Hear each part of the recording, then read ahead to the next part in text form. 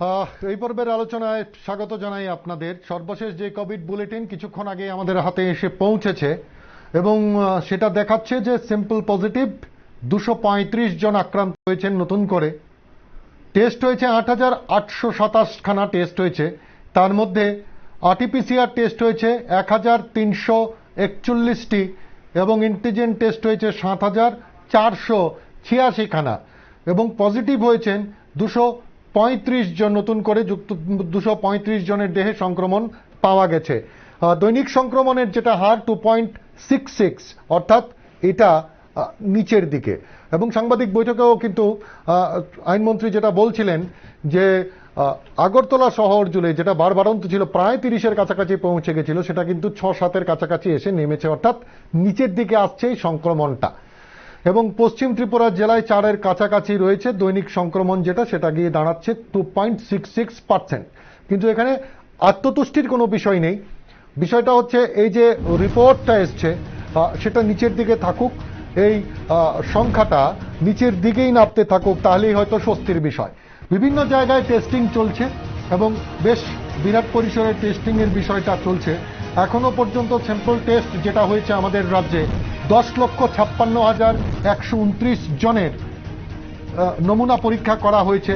এই স্যাম্পল টেস্টের ফলে যেটা এখনো পর্যন্ত ত্রিপুরায় পজিটিভ সংখ্যা যেটা পাওয়া গেছিল সেটা হচ্ছে 55,469 জন এখনো পর্যন্ত আক্রান্ত হয়েছেন। তবে সুস্থ হয়েছেন, পেশেন্ট রিকভার্ড 49,519। এই 55,469 জন যারা আক্রান্ত হয়েছিলেন তার মধ্যে থেকে সুস্থ হয়ে গেছেন 49,519 জন এবং অ্যাক্টিভ পেশেন্ট সক্রিয় রোগীর যেটা সংখ্যা সেটা 5,318 জন। এখনো যারা অ্যাক্টিভ সক্রিয় রোগী রয়েছেন সেই সংখ্যাটা হচ্ছে 5,318 জন। এবং 7 জুন বিকেলের যে বুলেটিন, সেই বুলেটিন বলছে যে নতুন করে আক্রান্ত হয়েছেন 235 জন এবং 8,827টি টেস্ট হয়েছে। তার মধ্যে র্যাপিড অ্যান্টিজেন টেস্ট হয়েছে 7,486টি এবং আরটিপিসিআর হয়েছে 1,341টি।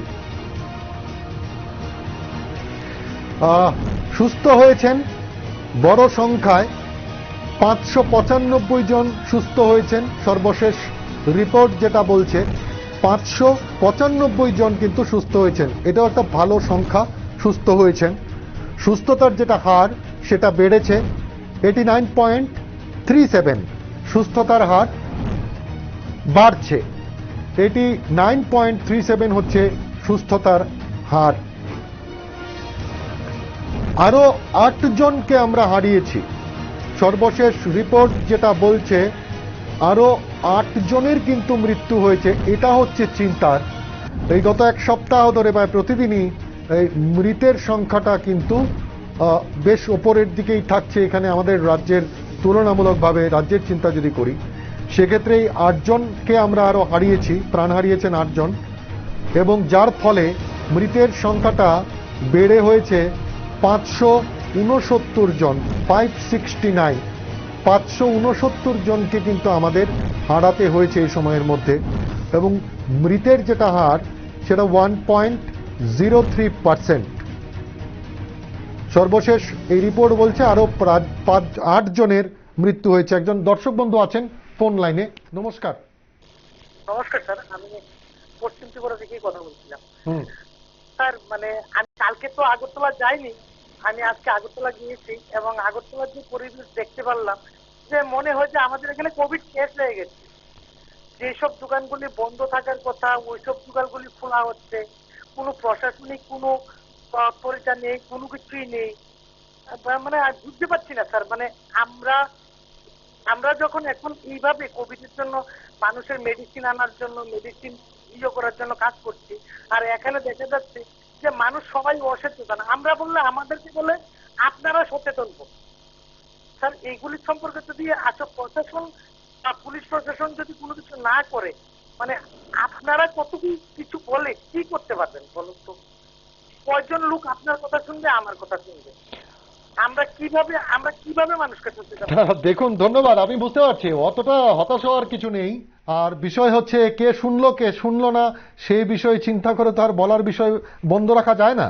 সেটা হচ্ছে প্রত্যেকের কাজটা করছেন, আমরা আমাদের মতো করে নিজেরা সচেতন থাকার চেষ্টা করছি, আমাদের বক্তব্য আমরা তুলে ধরার চেষ্টা করছি, এবং নিশ্চয়ই ত্রিপুরার একটা বিরাট অংশের মানুষ সচেতন তো বটেই। যদি না হতেন তাহলে নিচের দিকে সংক্রমণটা আসতো না। এখন যেটা কথা যে এখানে এইটাকে আরো নিচের দিকে নিয়ে আসতে হবে, সংক্রমণ যত কমবে ততই স্বস্তি ফিরবে, এবং ফের একবার আমরা স্বাভাবিক ছন্দে হয়তো চলাফেরাটা করতে পারবো, অবশ্যই কোভিড বিধি মেনে। যেটা সর্বশেষ রিপোর্ট, সেই রিপোর্ট বলছে 8 জনের মৃত্যু হয়েছে, সেক্ষেত্রে আক্রান্ত হয়েছেন নতুন করে 235 এবং সুস্থ হয়েছেন, যেটা আক্রান্তের প্রায় ডাবল, 595 জন সুস্থ হয়েছেন।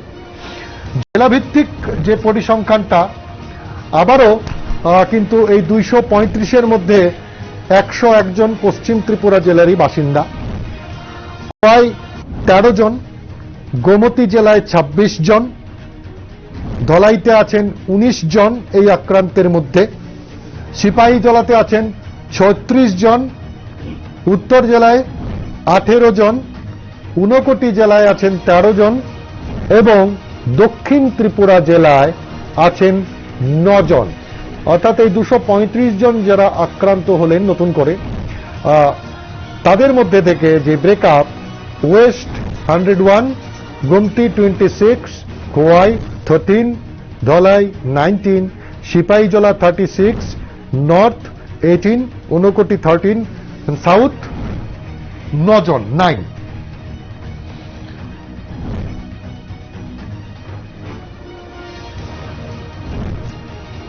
আজকেই জিবিপি হাসপাতালে সেখানে পরিদর্শনে যান রোগী কল্যাণ সমিতির চেয়ারপারসন প্রতিমা ভৌমিক। সেখানে গিয়ে চিকিৎসকদের সঙ্গে কথাবার্তা বলেন, বিভিন্ন পরিকাঠামোর খোঁজ খবর নেন, পাশাপাশি শিশুদের জন্য ব্যবস্থাপনা এখানে রাখা হয়েছে সেই বিষয়টা খতিয়ে দেখেন। বেশ কিছু যন্ত্রপাতি, পাশাপাশি বেশ কিছু সামগ্রী যেগুলো কোভিড চিকিৎসার ক্ষেত্রে খুবই প্রয়োজনীয়, সেই সামগ্রীগুলিও এসছে অত্যাধুনিক মানের। সবটা বিষয় নিয়ে তিনি কিন্তু আলোচনা করেন। আমরা একবার শুনবো কি বলছেন তিনি। হসপিটালের কোভিড ডেডিকেটেড ওয়ার্ডের জন্য, পেশেন্টদের জন্য আমাদের রাজ্যের যে ওটিপিসি রয়েছে, ওটিপিসি ওনাদের সিএসআর ফান্ড থেকে প্রায় 8,56,800 টাকা 2 ধরনের মাস্ক, একটা হচ্ছে বাইফার মাস্ক আর একটা হচ্ছে NRBM মাস্ক, অ্যাডাল্টদের জন্য, বাচ্চাদের জন্য। এমন একটা হচ্ছে আপনাদের বাইফার যে মাস্কটা রয়েছে সেটা হচ্ছে 100টা, আর যেটা NRBM মাস্ক সেটা হচ্ছে 1000 কোয়ান্টিটি ওনারা আমাদেরকে দিয়েছেন। আমি আমাদের রোগী কল্যাণের পক্ষ থেকে আমরা রিপোজিশন ওনাদেরকে দিয়েছিলাম। আমি ওটিপিসির যারা আধিকারিক রয়েছেন তাদেরকে অনেক অনেক ধন্যবাদ জ্ঞাপন করছি। আপনারা এই সময়ে আমাদের পাশে দাঁড়িয়েছেন, আপনাদেরকে আমরা কৃতজ্ঞতা জানাচ্ছি। আবার এই মাস্কগুলি আমাদের জানেন আপনারা, আমাদের যে MS রয়েছেন উনি শিশু বিশেষজ্ঞ, আমাদের রাজ্যের স্বনামধন্য উনি শিশু বিশেষজ্ঞ, এবং উনি বাচ্চাদের জন্য সেই মাস্কগুলি উনি আনিয়েছেন। যখন বাচ্চাদের কোনো অসুবিধা হবে, বাচ্চাদের নিয়ে আমরা সবাই শঙ্কিত রয়েছি, সেইভাবে আমাদের জিবি হসপিটালও তৈরি হয়েছে। 30টা বেড আমরা বাচ্চাদের জন্য রেখেছি, যদি কোনো অসুবিধা হয় ভগবানের কাছে প্রার্থনা করি কারোর যাতে কোনো ধরনের অসুবিধা না হয়। 30টা বেড আমরা বাচ্চাদের জন্য সংরক্ষিত করেছি, এবং যে যে ব্যবস্থা প্রয়োজন হয় সমস্ত ব্যবস্থা আমাদের MS সাহেব উনি সেটা দেখছেন, কারণ উনি বাচ্চার ডাক্তার স্পেশালিস্ট রয়েছেন।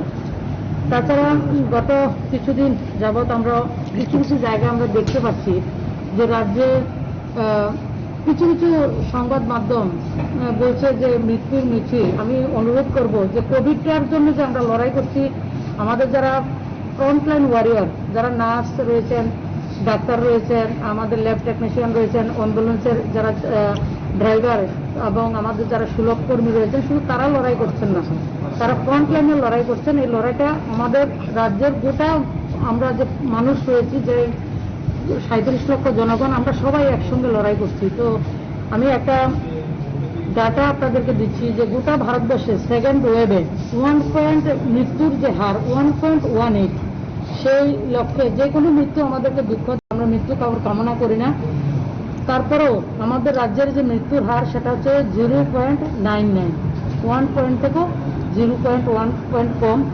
তাদের আরো বেশি করে মানুষকে কিভাবে পরিষেবা দেওয়া যায়, আমরা গত সোমবার থেকে যারা ANM এর নার্স রয়েছেন তাদেরকে ভলেন্টিয়ারি আমাদের MS সাহেবের সেটা ব্যবস্থা করেছেন। প্রত্যেকটা শিফট করে আমরা 7 দিন তারা ডিউটি করছেন। তাদের কাজ হচ্ছে পেশেন্ট পার্টি যাতে ভিতরে না ঢুকতে পারে এবং পেশেন্টদের পরিচর্যা বাড়িতে যেভাবে করা হয়, বাথরুমে নিয়ে যাওয়া, তাদেরকে খাবারটা খাইয়ে দেওয়া, অক্সিজেনটা যখন বের করে দেওয়া হয় তখন যাতে অক্সিজেনটা নষ্ট না হয়, তাদের বাড়ির মানুষের সঙ্গে মোবাইলে ফোনে কথা বলিয়ে দেওয়া, এসব ব্যবস্থা গত সোমবার থেকে আমরা করেছি। এবং গত সোমবার থেকে আরেকটা ব্যবস্থা জীবিতে চালু হয়েছে, যেটা হচ্ছে 24 ঘন্টা আমরা সন্ধ্যে 6টা থেকে এরপরের দিন সকাল 10টা পর্যন্ত একজন স্পেশালিস্ট ডাক্তার সবসময় কোভিড ওয়ার্ডে রয়েছেন, থাকেন ওনারা। এবং আমাদের নতুন করে আবার আরেকটা ব্যবস্থা, আমাদের জিবির নোডাল অফিসার রয়েছেন আমাদের শঙ্কর চক্রবর্তী মহোদয় এবং MS সাহেবের ডেপুটি MS সবাই মিলে, RMO আমরা অঞ্জনবাবু সবাই মিলে তারা সিদ্ধান্ত নিয়েছেন যে 2 জন করে মেডিসিন স্পেশালিস্ট এবং অন্য একজন ডক্টর, 3 জন অন কল আমাদের রয়েছে। কোনো ধরনের অসুবিধা যদি থাকে আপনাদের কাছ থেকে আমরা ফিডব্যাক নেব, আরো ভালো করে কিভাবে মানুষকে আমরা পরিষেবা দিতে পারি সেই লক্ষ্যে জিবি সর্বক্ষণ 24/7 প্রস্তুত রয়েছে। প্রত্যেকটা কর্মী এবং আপনারাও যারা সাংবাদিক রয়েছেন আপনাদের কাছ থেকে আমরা শুনছিলেন যেটা সাংসদ বলছেন যে শিশুদের জন্যও, এবং তিনি অবশ্যই এটা প্রার্থনাও করছেন যাতে আমাদের রাজ্যে অন্তত শিশুদের আক্রান্ত হতে না হয়, কিন্তু তারপরেও সতর্কতামূলক ব্যবস্থা রাখা হয়েছে। জিবিপি হাসপাতালে 30 বেড শিশুদের জন্য রাখা হয়েছে এবং অত্যাধুনিক যন্ত্রপাতি ব্যবস্থা করা, পাশাপাশি চিকিৎসকদের ব্যবস্থা রাখা হয়েছে। কিন্তু নিশ্চয়ই সবাই এটাই প্রার্থনা করবেন যাতে শিশুদের এই আক্রান্ত হতে না হয়, কিন্তু তারপরেও ব্যবস্থাপনাটা রাখা হয়েছে। যেটা কোভিড আপডেট রিপোর্ট, সেই রিপোর্টটাতে একবার নজর রাখুন, তারপরেই একবার টিকাকরণের দিকে আসবো। নিশ্চয়ই ভালো খবর রয়েছে, 1 লক্ষ টিকা এসে কিন্তু ঢুকছে এবং সেটা টিকার যে আপডেট এসছে গভর্নমেন্টের তরফ থেকে, সেখানে বলছে received 1 lakh dose from Kolkata. ইতিমধ্যে আরো 1 লক্ষ ডোজ কিন্তু রিসিভ করা হয়েছে, তার মানে টিকাকরণের প্রক্রিয়া আরো দ্রুত গতিতে চলবে। নিশ্চয়ই টিকাকরণের আপডেটে আসবো। একবার ছোট্ট করে নজর রাখুন সর্বশেষ কোভিড আপডেটের দিকে।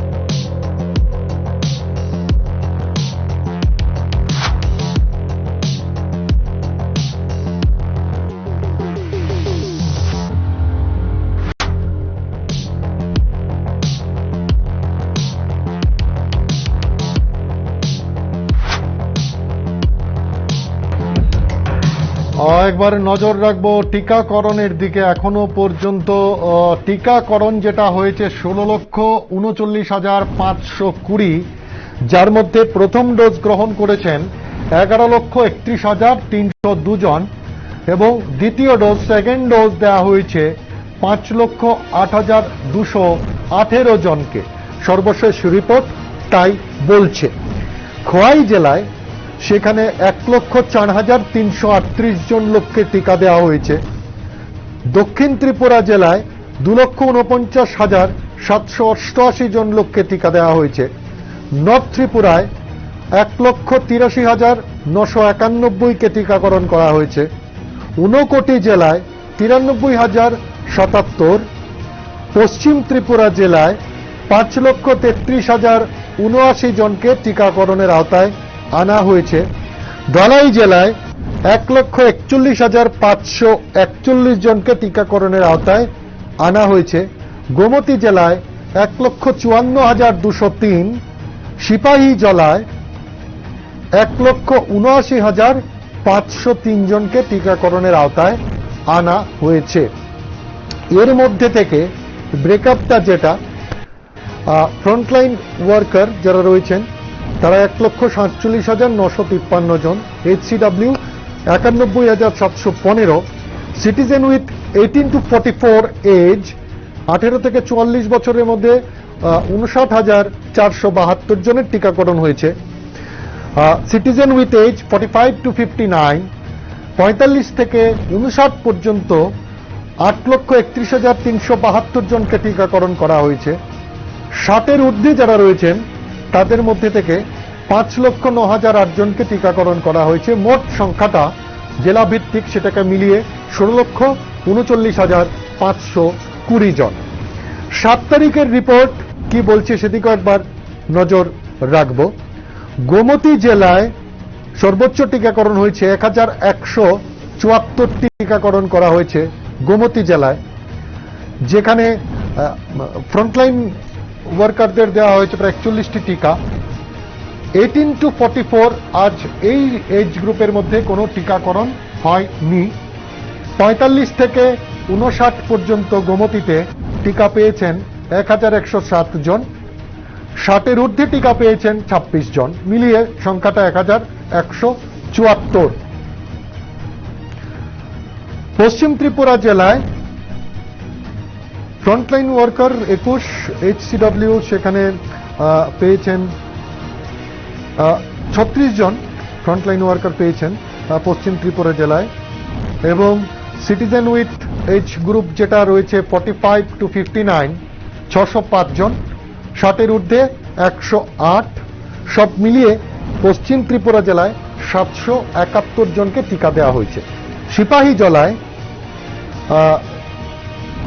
ফ্রন্টলাইন ওয়ার্কার যেটা পেয়েছেন সিপাহী জেলায় 21 জন, 45 থেকে 59 130, 60-এর উপরে পেয়েছেন 45, সব মিলিয়ে 199 জন টিকা পেয়েছেন।